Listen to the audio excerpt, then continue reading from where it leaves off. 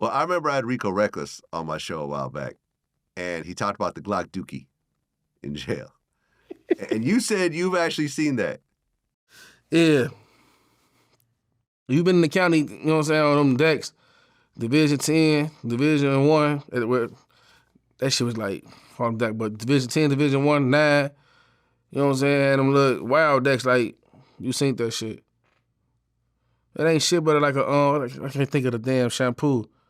Aloe vera bottle, you know what I'm saying, piss, shit, old milk, old fish juice from the wet packs, all type of shit, just different type of features they mix up and they let it sit. Old fruit, old hooch, and they let it sit. Then they'll probably put it in the window, let it boil, you feel me? Let it heat up, you feel me? They, you know what I'm saying? Hit you with the Glock Dookie. You know what I'm saying? A few rappers got hit with the Glock Dookie.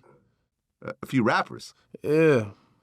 Which rapper got hit with a Glock Dookie? That ain't, you know what I'm saying, ain't on that type of time, and then ain't nobody got hit with the Glock Dookie. But few motherfuckers on these platforms that got hit with the Glock Dookie, man. Ain't my, you know what I'm talking about? Ain't on that type of time. Have you ever made a Glock Dookie? Nah, I ain't even, hell nah. That's dirty shit. I mean, yeah, when I heard it, I thought it was insane. I mean, in fact, when we put the video out, Joe Rogan, who has like the biggest podcast in America, actually ran. You saw that? Yeah, I saw that shit. Yeah, he actually ran that on his show, and him and his co-hosts were just dying, laughing, watching it.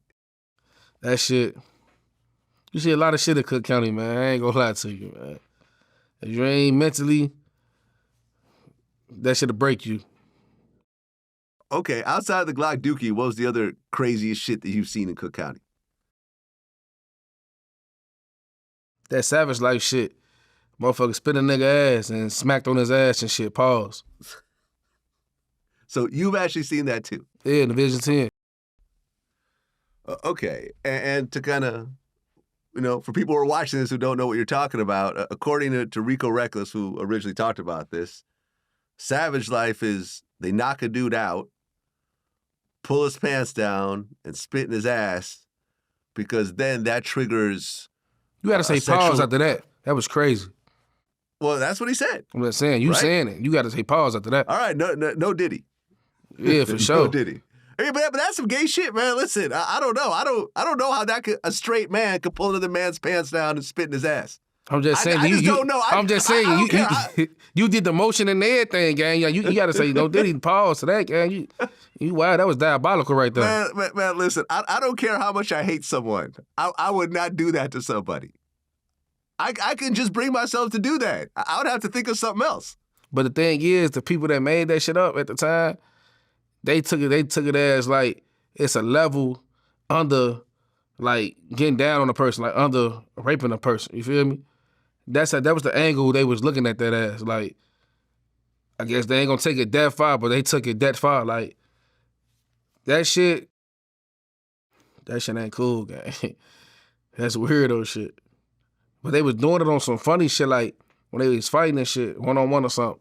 And then, say you, motherfucker, base you, and you get dizzy, you feel me? You right there stagnating, you feel me?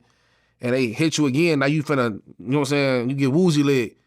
They get on some fatality, you know what I'm saying, some funny man shit, knock you out. And the dude who made it up, you feel me? He got on some, I got something new for y'all, and you know what I'm talking about?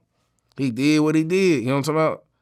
Type shit, and that just shit spread it through the county, and next thing you know, all them motherfuckers really was fighting drama, was really doing that shit. Fighting bodies, 6 robberies and shit. They got to just, they don't know if they going home, so they're gonna like, shit, I'm finna get wild. A little bit too wild. That shit diabolical though. Real shit. Freaky, man. I mean, have you ever seen or heard dudes get raped in jail? I just told you when I was in Stateville. Well, I mean, that's that, but actual rape is what I'm saying. That's what I said in Stateville. That happened in Stateville. Aha, okay. I told you I heard this. He raped dude in the wheelchair. Oh, that was a rape. Oh, yeah, I was on the phone, so I'm telling you. When I say he got down, that's what that means. Like, you feel me? Okay, my bad. You know, yeah, I thought it was just a beating. I didn't realize it was a rape. He was beating, he beat the man up in the wheelchair. You know what I'm saying? He paralyzed. He beat the man ass, you feel me? Then, you know what I'm saying? Got down on him. Yeah, I just interviewed Billy McFarland. I don't know, remember that whole Fire Festival fiasco that happened a few years back? it was that big. It was a big festival they were supposed to throw in the island of the Bahamas. Ja Rule was involved in it and ended up being just a total mess. See, I know a little bit about it. I don't think I know exactly what you're talking about. I do my homework. It was essentially a rich white kid who put that together. And then, when it all fell apart, there was a bunch of fraud. He ends up going to prison over that. And he was saying that when he got there, one of the dudes, there was another 25-year-old white kid that came in around the same time as him. And one of the dudes was like, "Hey, man, give me $150 a week, for protection. And you can move into my cell." So he tried to extort him. So the dude was like, "All right, cool." Gave him $150, and the dude's cell was right next to Billy's cell. And he said, that night, that dude got raped. And he could hear him getting raped. And I guess that all the jail cells, they have like a button where if you hear you could press a button. But his cellmate was like, "Nah, don't press that button. Because you press that button, everyone's going to know you pressed the button, and you're going to be a snitch. And that's going to make your life here harder." And I guess the dude couldn't get to the button. Make that make sense. He ended up getting raped. And the motherfucker read about him being a snitch for him getting raped. No. He didn't get raped. The dude next to him was getting raped. Oh, okay. You see what I'm saying? Yeah. The dude Billy was hearing the dude next door in the cell next door getting raped. But his cellmate told him not to press the button, to call the police, to call the guards. Yeah. Because if he was the one that pressed the button, everyone in the, on the tier would know that he snitched, and then he would become a snitch, and then they would try to get him. So the dude got raped. Man, hell no. That ain't no motherfucking snitching, man. Hey, man. Because when I was in Stateville when that shit happened, they was yelling, "CO, he ain't that getting down on him." Motherfucker don't, what? That's weirdo shit. His celly must have been on some gay shit. Yeah, I don't know, man. But then the next day, I guess that dude That's some freaky man shit.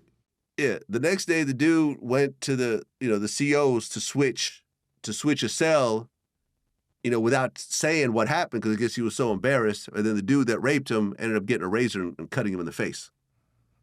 Cutting who? The one that got raped got cut? The one that got raped got cut by the dude that raped him. He getting that $150s. They ain't getting down no motherfucker. He bogus as hell. Yeah, man. It's stories like this that make me, happy I never went to prison. Yeah, that's weirdo shit.